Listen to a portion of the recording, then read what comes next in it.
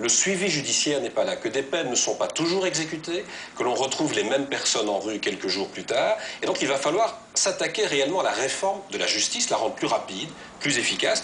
Et il faut bien dire que chaque fois qu'on a ce débat au Parlement, au moment d'un fait divers, comme vous disiez, dramatique, tout le monde est d'accord.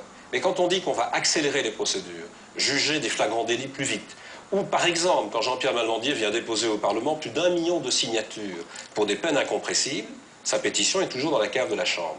Et là, je crois qu'il y a un vrai débat.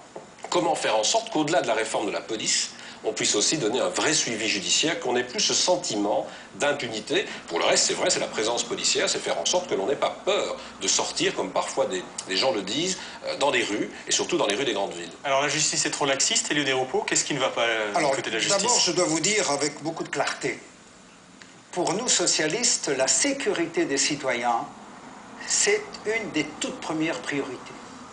C'est une des toutes premières priorités parce qu'il n'y a pas d'exercice de liberté, il n'y a pas de faculté de vivre si on est menacé. Et quand on est menacé, quand on est dans l'insécurité, c'est toujours le plus fort qui l'emporte. Deux, je dois dire que depuis une dizaine d'années, on a vu les ministres de l'Intérieur se succéder, et moi-même, qui ai proposé